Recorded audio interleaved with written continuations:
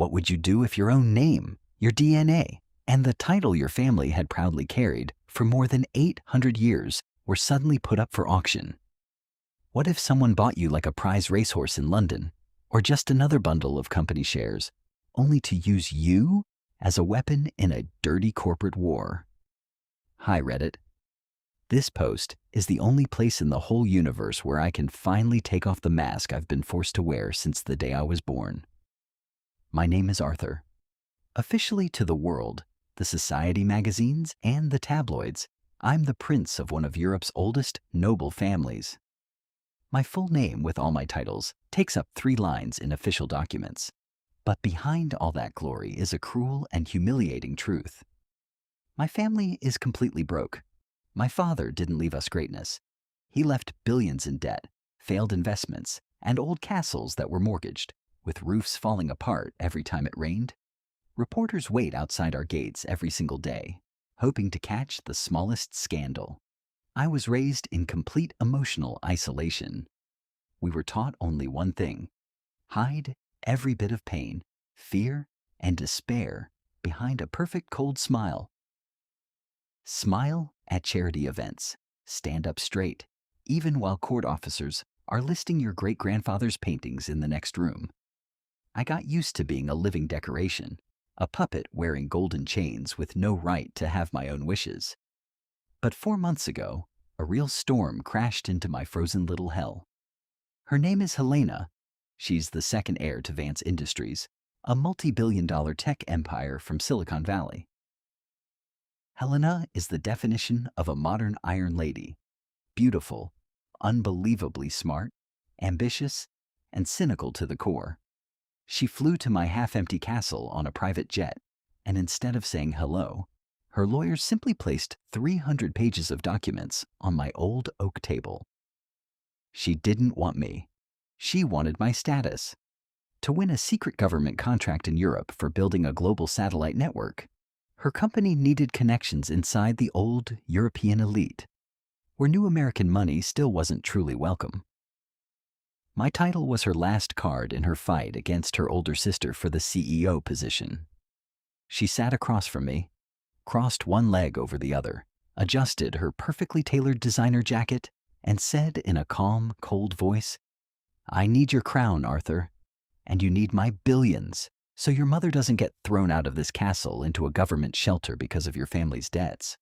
Let's skip the romantic nonsense. This is just business."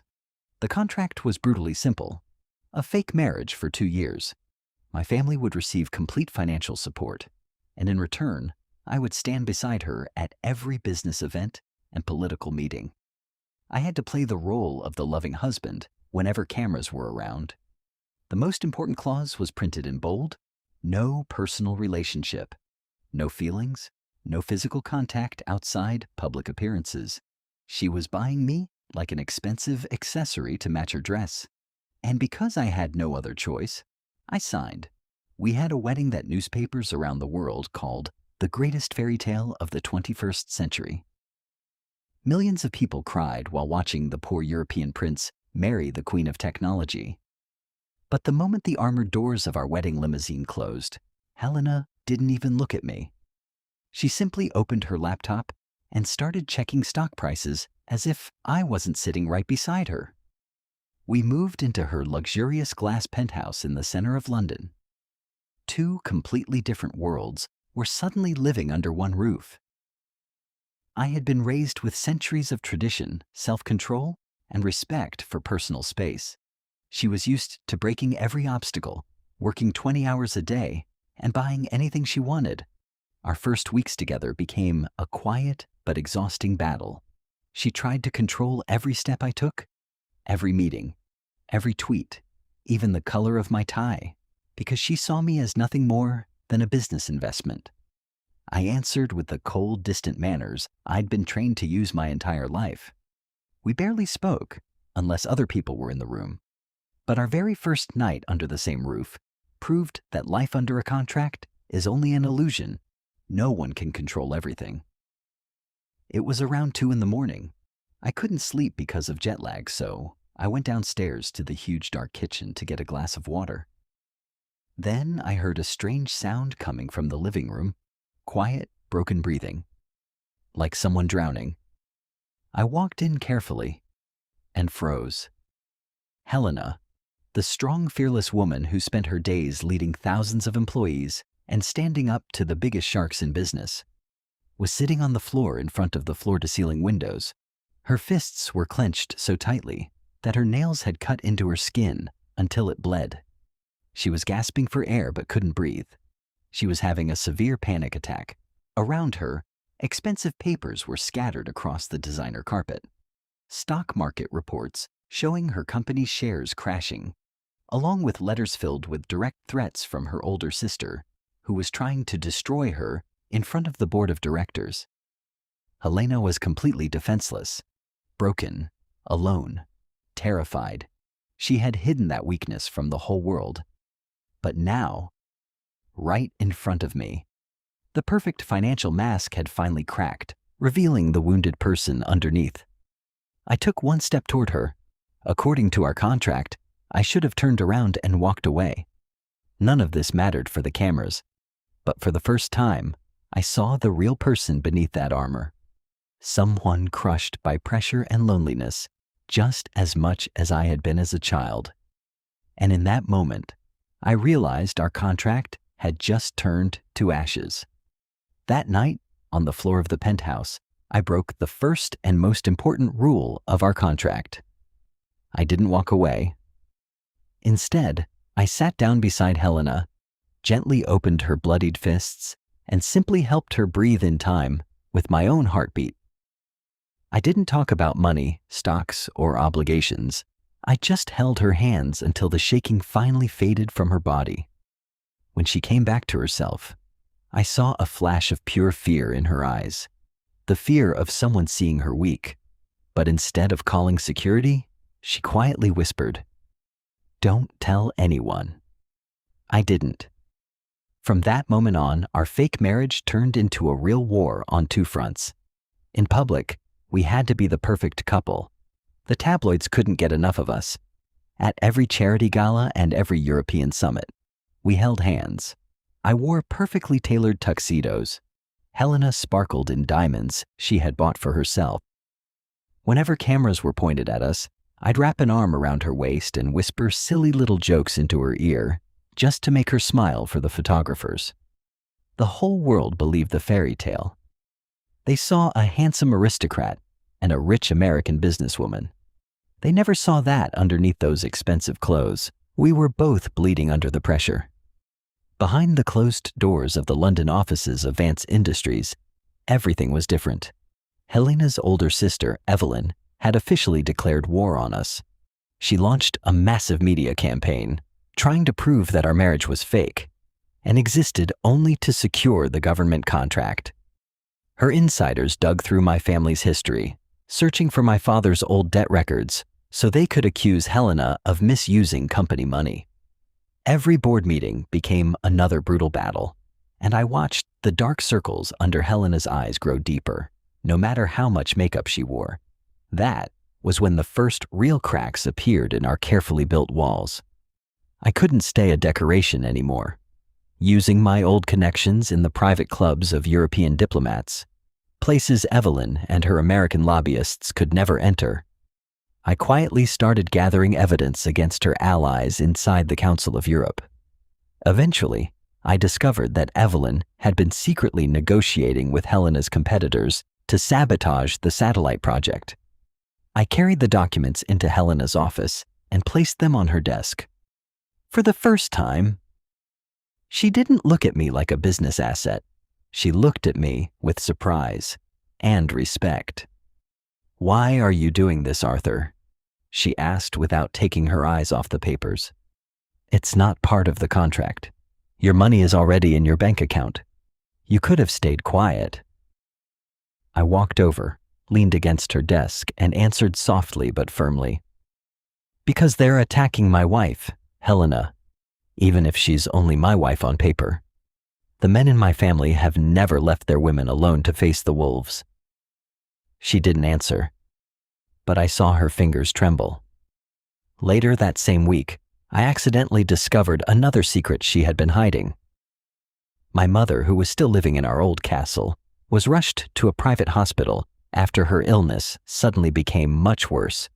The surgery and the rare medicine cost hundreds of thousands of euros, money I simply didn't have. Helena's payments to my family were still frozen by lawyers until the contract officially cleared. When I called the hospital in panic, they told me everything had already been paid. A private transfer from Helena Vance's personal account. No conditions, no paperwork, no mention of it in the company's financial reports. She had saved my mother, while I was trying to save her contract. The tension between us reached its highest point during a grand reception at the embassy. Hundreds of guests filled the ballroom. Camera flashes lit up every corner. Across the room, Evelyn watched Helena with the smile of someone who believed she had already won. Then one of the key European ministers approached us, the man whose signature would decide the future of the satellite contract. He looked directly at us and asked, "Tell me honestly, is this marriage really based on love, or is it simply a very expensive American investment in European history?" For a split second, Helena froze. Her breathing became uneven again. I noticed her fingers tighten around her champagne glass. She was only moments away from another panic attack. Right there. In front of every television camera. So I did something that wasn't written anywhere in our 300 pages of legal agreements. I gently took the glass from her hand. Stepped in front of her, shielding her from the cameras. Then I looked the minister straight in the eye. "Our marriage, sir," I said clearly, "is the only real thing left in this city full of lies. And if anyone in this room doubts how I feel about Helena..." I didn't let him finish. I turned toward Helena, cupped her face in my hands, and kissed her. It wasn't the quick, fake kiss we gave photographers. It was the kiss of two people drowning in the same storm who had finally found each other. She stopped breathing for a second. Her whole body went still. Then, her hands slowly lifted and gripped the lapels of my tuxedo. The entire ballroom gasped. The flashes of hundreds of cameras blended into one blinding white light. When we finally pulled apart, I looked into her eyes. The marble mask she had worn for years was gone. There was no coldness left. Only living fire. But neither of us knew that while every journalist in the room had been watching us, someone else had been watching too. Standing quietly in the corner, Evelyn smiled as she looked down at her phone. Her people had just finished searching our penthouse. And now, they had the original copy of our secret marriage contract. That kiss beneath the flashing cameras at the embassy changed everything. When we returned to the penthouse, the cold distance between us was gone. We couldn't pretend anymore that we were just two business partners sharing the same home by accident. The tension in the air was so thick it almost felt real. Helena paced around the living room, nervously twisting her fingers together. She had kicked off her heels, and for the first time she didn't look like Wall Street's Iron Lady. She looked like a woman backed into a corner. "Why did you do it, Arthur?" she finally asked, stopping to face me. The steel was gone from her voice, replaced by a quiet tremble. "That kiss in front of the press, it was too much. It wasn't part of our plan. You crossed the line." I slowly walked toward her, loosening my tie and unbuttoning the top buttons of my shirt. "Aren't you tired of lying to yourself, Helena?" I asked softly, stopping just a step away. "You've spent years building that financial armor so no one could ever hurt you. You bought my title because you thought you were buying something without feelings. But I'm alive. And so are you. You paid for my mother's treatment without any contract forcing you to do it. Why? Was that just another business decision?" She didn't answer. But her breathing became uneven again. I could see the last walls around her heart beginning to fall. I slowly reached up and gently brushed a loose strand of hair away from her face. She didn't pull away. Instead, she closed her eyes for a brief moment, as if she was finally allowing herself to rest in someone else's hands. "I'm scared, Arthur," she whispered, looking at me with complete honesty for the first time. "If I let myself fall in love, Evelyn will destroy me. In my world, love is weakness, and weakness costs billions." "Then to hell with their world," I answered. That night, our 300-page contract finally burned to ashes in a fire neither of us could stop anymore. It wasn't another performance for the media. It was the night a broke prince and a billionaire heiress finally slipped out of their golden chains. We found safety in each other while the rest of the world turned against us. I discovered who Helena really was. Behind her cynical mask was a wounded heart belonging to a girl whose father had taught her only one thing: to compete, never to love. And she discovered that behind my aristocratic calm was a man willing to burn down the whole world just to see her smile. The next 2 weeks were the happiest days of my life. We still attended meetings and official events. But now our smiles were real. Our eyes searched for each other across every room. During endless board meetings, our fingers secretly intertwined beneath the table, not for photographers anymore, but because neither of us wanted to let go. A forbidden love had begun to bloom in the rotten soil of corporate politics. But in our world, every moment of happiness comes with a terrible price. Evelyn wasn't wasting any time. While we were falling in love, her people were finishing their investigation into our past. It happened on a Monday morning. Helena was getting ready for the most important board meeting of her career, where the European satellite contract was finally expected to receive official approval. She was certain we had one. We already had the ministers on our side. Then suddenly, her phone exploded with hundreds of notifications. A live press conference appeared on the screen. Evelyn stood behind a podium, surrounded by dozens of reporters. In her hands was a thick folder. Behind her, on a giant screen, appeared scanned copies of our secret marriage contract, every page stamped by lawyers, signed by both of us, including the clause that clearly described our marriage as fake and detailed the money transferred to my family's bank. "My father built Vance Industries on honesty and transparency," Evelyn announced confidently into the microphones. "But my younger sister Helena chose fraud instead. She literally bought a bankrupt European prince so she could use his title to manipulate European government contracts. This marriage is nothing but an expensive lie paid for with our shareholders' money." Our world collapsed in seconds. Vance Industries' stock price crashed. Billions of dollars disappeared from the market within minutes. Outside our glass penthouse, hundreds of reporters surrounded the building. Helena stood frozen in the middle of the room, staring at the television. The marble mask returned to her face. But this time, it wasn't hiding confidence. It was hiding terror. At that exact moment, the office door opened. My personal lawyer stepped inside. He had been sent by my uncle, the head of the royal council. He quietly placed a document in front of me. "Arthur," he said, "the royal family is deeply disgraced. Your title is in danger of being revoked. But Evelyn is offering you a way out." He slid the paper closer. "If you go before the press today and publicly claim that Helena forced you to sign this contract through threats and blackmail, your family will keep every penny. Your title will remain untouched." He paused. "All you have to do is betray her." I looked down at the document. Then I looked at Helena. She was watching me with hope and fear, waiting for my answer. In that moment, I realized I had to choose between saving my crown or saving the love that had only just begun. Evelyn had planned every detail perfectly.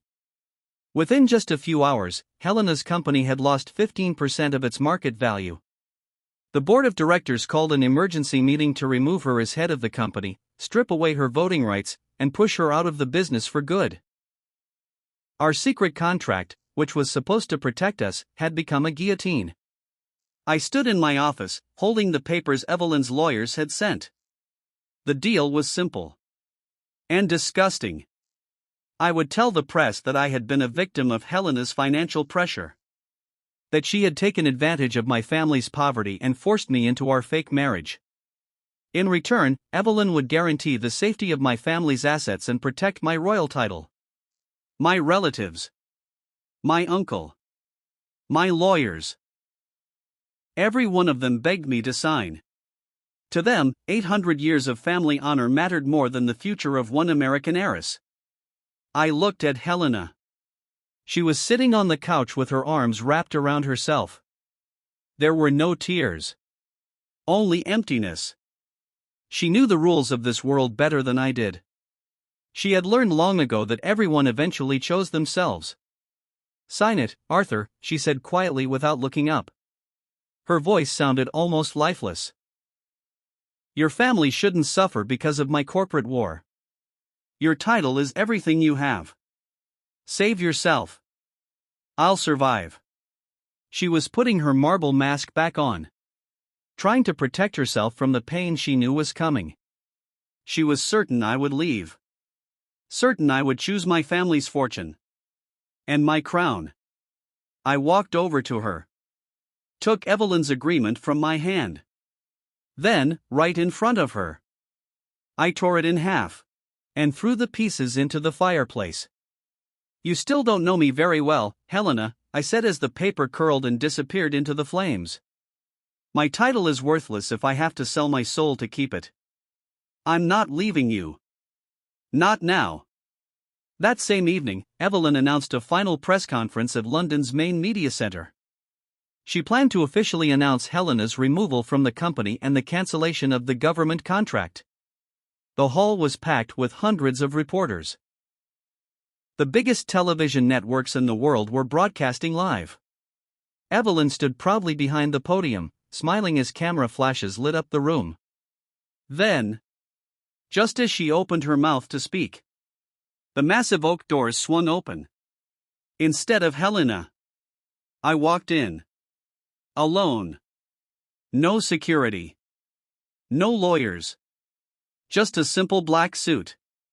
And the only family signet ring I still wore. The room exploded with shouting. Hundreds of cameras turned toward me at once. For the first time that day, Evelyn looked surprised. I walked straight to the podium. Gently moved her aside. Then faced the cameras that were broadcasting my words to millions of people around the world. "Ladies and gentlemen," I began, my voice calm and steady, echoing through the silent hall. "Evelyn Vance, heir to Vance Industries, has shown you a document. And I'm here to confirm that it's real. 4 months ago, Helena Vance truly did buy my title and my name for business reasons. Our marriage began as a dirty financial arrangement made behind closed doors." The room erupted. Reporters shouted questions from every direction. Behind me, Evelyn smiled. She believed she had already won. I slowly raised my hand. The room became quiet again. "But there's one thing Evelyn doesn't know," I continued, my voice sharper now. "That contract no longer means anything. Not because the world discovered it. Because 3 weeks ago, we burned it. The woman who once bought me as a business asset turned out to be the only person willing to save my family when everything was falling apart. And I, the man hiding behind an old royal title, found the woman beneath her armor. The woman I love more than anything in this world." I took a deep breath. Then said the words that would change my life forever. "Today, I officially give up my royal title. I give up every claim to my family's inheritance. I give up every right to the throne. I'm not a prince anymore. I'm simply Arthur. A man who will stand beside Helena Vance even if the whole world declares war on us." I let the silence settle over the room before asking one final question. "So now I have a question for the board of directors. Do you really want to fire the woman who managed to win even a prince's heart?" I remember every second after I stepped away from the microphone. The media center exploded into chaos unlike anything Europe had seen in years. Evelyn's lawyers tried to stop the live broadcast, but it was already too late. Within minutes, my statement had spread across the internet. When I returned to the penthouse, Helena was standing by the front door. She looked at me as if she were seeing me for the first time. There were tears on her cheeks. The Iron Lady who never cried wasn't hiding her feelings anymore.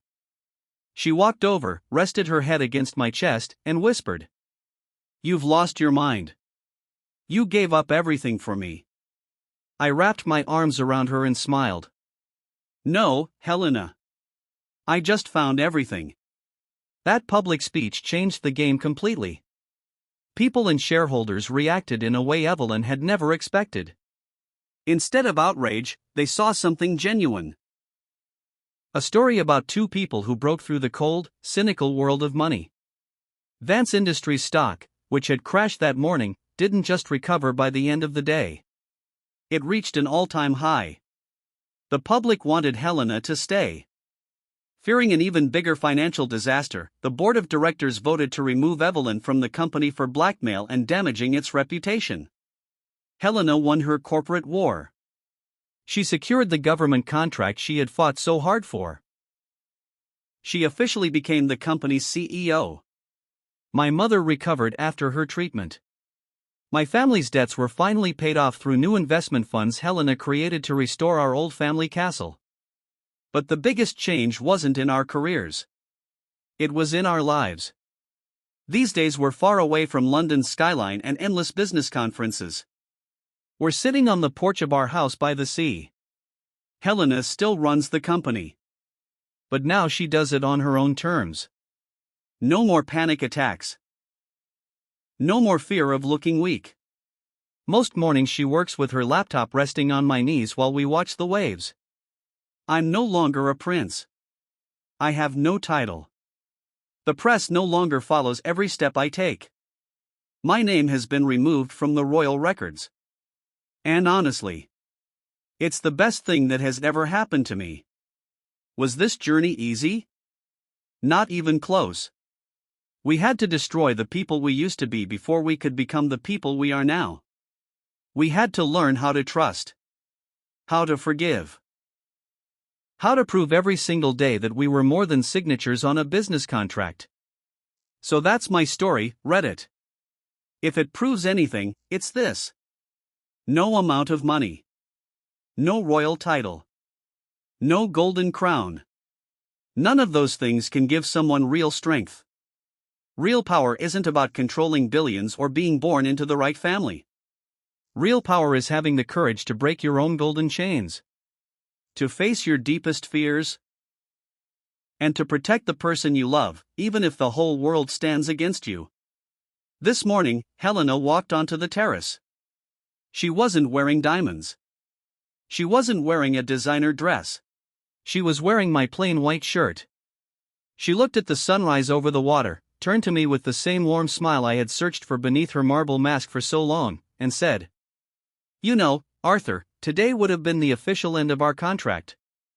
I walked over, wrapped my arms around her from behind, and whispered into her ear, "I don't care. We have a new contract now.